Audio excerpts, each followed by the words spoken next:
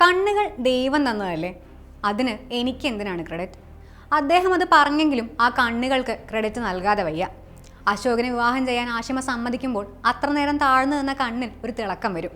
അതിൻ്റെ ക്രെഡിറ്റ് ആ കണ്ണുകളുടെ ഉടമയ്ക്കല്ലാതെ ആർക്ക് നൽകാനാണ്? എനിക്ക് എൻ്റെ അമ്മയുടെ അതേ കണ്ണുകളാണ്. ആളുകൾ എന്തിനാണ് എൻ്റെ കണ്ണുകളെ പറ്റി പറയുന്നതെന്ന് എനിക്ക് അറിഞ്ഞുകൂടാ എന്ന് പറഞ്ഞത് ഫഹദ് ഫാസിലാണ്. ഇർഫാൻ ഖാനെ ഓർക്കുമ്പോൾ ഫഹദ് ഫാസിലിനെ ഓർമ്മ വരാൻ കാരണമുണ്ട്. കേവലം കണ്ണുകളുടെ ചലനം മാത്രമല്ലത്. ഇർഫാൻ ഖാൻ വിട പറയുന്ന നേരത്ത് ഫഹദ് ഇങ്ങനെ എഴുതി: he made acting look so easy and I was fooled. Yes, we all were fooled. അനായാസം എന്ന് തോന്നും ഇർഫാൻ സ്ക്രീനിൽ. നെയിം സേക്കിലെ അശോകനെ തന്നെ നോക്കൂ.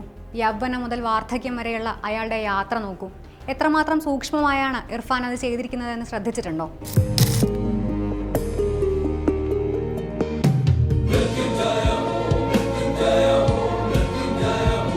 അലസമായി ട്രെയിനിൽ കിടന്ന് പുസ്തകം വായിക്കുന്ന അശോക് മുതൽ കൂനിക്കൂടി കാല് മടക്കി മടക്കി നടക്കുന്ന അശോക് വരെ ആ കഥാപാത്രത്തിന് ജുംബാലഹരി നൽകിയ വരികൾ അയാൾ സ്ക്രീനിലേക്ക് തർജ്ജമ ചെയ്തിട്ടുണ്ട്.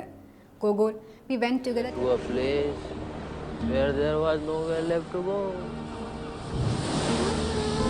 കടലിന്റെ ഒച്ചയിൽ കുഞ്ഞിനോട് അശോക് ഉറക്കെ പറയുകയാണ്: ഇത് ഓർക്കുക, ഇനി ഒരടി പോലും മുന്നോട്ട് വയ്ക്കാനില്ലാത്ത ഒരിടത്തേക്ക് ഞാനും നീയും ഒരു യാത്ര പോയി. പതിഞ്ഞ് എന്നാൽ ഉറക്കെയാണ് അയാളത് പറയുന്നത്. ശ്വാസം വിട്ട് പതിയെ. ഇർഫാൻ ഖാന് മാത്രം സാധിക്കുന്ന ഒരു നരേഷനാണത്. Master of silences. ഇർഫാൻ ഖാൻ്റെ നിശബ്ദതകൾക്ക് അത്രമാത്രം ഭംഗിയുണ്ട്. ലഞ്ച് ബോക്സിൽ നവാസുദ്ദീൻ സിദ്ദിഖി അവതരിപ്പിക്കുന്ന ഷെയ്ഖ് എന്ന കഥാപാത്രത്തിൻ്റെ വീട്ടിൽ ഭക്ഷണം കഴിച്ചുകൊണ്ടിരിക്കുമ്പോൾ ഷെയ്ഖിൻ്റെ പങ്കാളി സാദനോട് ചോദിക്കും അവരുടെ പേരെന്താണെന്ന്. ഭക്ഷണം ചവച്ചുകൊണ്ട് ഇത്തിരി നേരം ഇരുന്ന് ഒരു വലിയ പോസ് കഴിഞ്ഞാണ് ഇല എന്നയാൾ ഉച്ചരിക്കുന്നത്. നീണ്ട നിശബ്ദത. അതവിടെ അലോസരമാവുകയോ അപര്യാപ്തമാവുകയോ ചെയ്യുന്നില്ല. നീണ്ടത്, എന്നാൽ വേണ്ടത്ര നീളം മാത്രം. ലഞ്ച് ബോക്സിലെ തനിക്ക് ഏറ്റവും ഇഷ്ടപ്പെട്ട സീൻ എന്ന് പറഞ്ഞുകൊണ്ട് ഇർഫാൻ്റെ പങ്കാളി സുധാബ പറഞ്ഞത് ആ സീനാണ്. ഒരു പത്തം ഐ ലവ് യു പറയുന്നതിനേക്കാളും ഭംഗിയുണ്ട് ആ നീണ്ട നിശബ്ദതയ്ക്ക് എന്നവർ പറയുന്നു. ലഞ്ച് ബോക്സിലെ ഓരോ നറേഷനിലും ആ ചേല് കാണാം. ഡിയർ ഇല എന്ന് പറഞ്ഞു തുടങ്ങുന്നത് തന്നെ കാണുന്നയാൾക്ക് ഇലയുണ്ടാക്കുന്ന ഭക്ഷണം രുചിക്കാനുള്ള കൊതി കൂട്ടിക്കൊണ്ടാണ്. ട്രെയിനിൽ തൂങ്ങി നിൽക്കുമ്പോൾ പൊടി പിടിച്ച ഫയലുകളിൽ നിന്ന് പൊടി തട്ടിക്കളയുമ്പോൾ എല്ലാം ഇർഫാൻ ഖാൻ്റെ താളം അറിയാം. അദ്ദേഹം കഥാപാത്രങ്ങൾക്ക് കൊടുക്കുന്ന താളമാണ് ആ അഭിനയത്തിൽ ഏറ്റവും സൂക്ഷ്മമായതെന്ന് തോന്നാറുണ്ട്.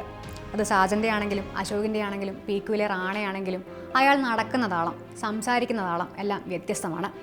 പക്ഷേ ഇർഫാൻ ഖാൻ്റെ അഭിനയത്തിൻ്റെ ഫിലോസഫി രസമുള്ളതാണ്. ഫോർമുലകളിൽ വീഴാതിരിക്കുക, കഥാപാത്രങ്ങളെ കൂടുതൽ പഠിക്കാതിരിക്കുക. ഈ സീനിന് മുൻപിലേക്ക് വരുന്നതിന് മുൻപ് ആ കഥാപാത്രം എന്ത് ചെയ്യുകയായിരുന്നു എന്ന് ചിന്തിക്കേണ്ടതില്ല എന്നാണ് അദ്ദേഹം പറയുന്നത്. ഇത് അദ്ദേഹം പറയുന്നത് അവസാന നാളുകളിലാണ്. കഥാപാത്രത്തിൻ്റെ ഉള്ളറിഞ്ഞ് അഭിനയിച്ച മുഹൂർത്തങ്ങളും ഇർഫാൻ ഖാനുണ്ട്. പാൻസിംഗ് തോമർ നോക്കൂ. പാൻസിംഗ് അനുഭവിച്ച ജീവിതം അത്രയും ഇർഫാൻ ഖാനും ആ സിനിമയും അനുഭവിച്ചിട്ടുണ്ട്. ഒന്ന് ഗൂഗിൾ ചെയ്താൽ കിട്ടാവുന്ന വിവരങ്ങളിൽ ഒന്നും പേര് ചേർക്കപ്പെടാത്ത ഒരു മനുഷ്യനെ പറ്റിയാണ് ആ സിനിമ വന്നത്. തൻ്റെ തന്നെ ചിത്രങ്ങൾ കണ്ട് ക്ഷീണിതനാകുന്ന, തൻ്റെ വിധിയിൽ ക്ഷീണിച്ചിരിക്കുന്ന പാൻസിങ്ങിനെ കാണാം. അത്ര നേരം സറണ്ടർ ആകാൻ പറയുമ്പോൾ ക്ഷുഭിതനായിക്കൊണ്ടിരുന്ന ആളാണ് പെട്ടെന്ന് കയ്യിൽ കിട്ടുന്ന ഡ്രൈ ഫ്രൂട്ട്സ് പെറുക്കി പോക്കറ്റിലിട്ട് ആൽബം കയ്യിലെടുത്ത് കാണുന്ന മൊമെൻറ്റിലാണ് ഈ ട്രാൻസിഷനുകളെല്ലാം. വിശാൽ ഭരദ്വാജ് മുന്നോട്ട് വെച്ച മക്ബൂലിൽ ഇർഫാൻ മറ്റ് അഭിനേതാക്കൾക്കൊപ്പം മത്സരിച്ച് അഭിനയിക്കുന്നുണ്ട്. മക്ബൂലിൻ്റെ കോംപ്ലക്സിറ്റി ഇർഫാന് കൂടെയുണ്ട്. എന്നാൽ റാണ ഇവരിൽ ആരുമല്ല. അയാൾക്ക് ആ കാർ കൊണ്ട് തിരിച്ച് തൻ്റെ ജീവിതത്തിലേക്ക് എത്തിയാൽ മതി. പീക്കുവും ഭാസ്കർ ബാനർജിയും കൊൽക്കത്തയിലേക്കും അവരുടെ കഥയിലേക്കും റാണയെയും നമ്മളെയും ഒരുമിച്ചാണ് കൊണ്ടുപോകുന്നത്. അവിടെ അയാൾ നിശബ്ദനാണ്. എന്നാലോ അയാളില്ലാതെ പീക്കു ഇല്ലതാനും. ഭാസ്കർ ബാനർജിയും റാണയും തമ്മിലുള്ള എക്സ്ചേഞ്ചുകളും പീക്കുവിനോടുള്ള അയാളുടെ ബന്ധത്തിൻ്റെ ട്രാൻസിഷനും ആദ്യം പറഞ്ഞ അനായാസതയോടെയാണ്. ഹിന്ദിയുടെ തന്നെ പല വേരിയേഷനുകളും മറ്റ് ഭാഷകളും ഇർഫാൻ പറയുന്നത് കേൾക്കാനും രസമാണ്. ഏത് ഭാഷയും തന്മയത്തിൽ അയാളെ കൂടെ ചേർത്ത് നമുക്ക് മുന്നിലെത്തിക്കും. സോങ് ഓഫ് ദി സ്കോർപ്പിയൻ ആകട്ടെ, ഡൂബാകട്ടെ, നെയിംസേക്ക് ആകട്ടെ, ഇർഫാൻ പറയുന്നതാണ് അവസാന സ്വരം എന്ന അവകാശവാദമൊന്നുമില്ല. എങ്കിലും അതിന് ഭംഗിയുണ്ടെന്ന് തീർച്ച. ഹോളിവുഡിലും കണ്ടുമറന്ന ഇന്ത്യൻ റെപ്രസെൻറ്റേഷൻ പൊളിച്ചു കളയാൻ ചെന്നവരിലും ഇർഫാനുണ്ട്. ഇന്ത്യൻ ആക്സൻറ്റിൽ തന്നെ സംസാരിച്ച് അങ്ങ് മാർവലിൽ വരെ എത്തി. ലൈഫ് ഓഫ് പൈയുടെയും ജീവൻ്റെ പകുതി നിൽക്കുന്നത് അയാളുടെ നരേഷനിലാണ്. കണ്ണുകളെപ്പോലെ തൻ്റെ ശബ്ദത്തിനും ഇർഫാൻ ക്രെഡിറ്റൊന്നും എടുത്തു കണ്ടിട്ടില്ല. ഐ വാസ് എക്സ്പെരിമെൻറ്റിങ് ഓൾവേസ് എന്നാണ് എപ്പോഴും അദ്ദേഹം ആവർത്തിച്ചിട്ടുള്ളത്. കഥാപാത്രത്തിൻ്റെ ജനനം മുതലുള്ള കാര്യങ്ങൾ ചെയ്തിട്ടും അതൊന്നും ചെയ്യാതെ പറയുന്ന സീൻ ചെയ്തു പോരുമ്പോഴും അഭിനയത്തിൽ പഴുതൊന്നും ബാക്കി വെച്ചിട്ടില്ല. അയാൾക്ക് പകരം മറ്റാരും വന്നിട്ടുമില്ല.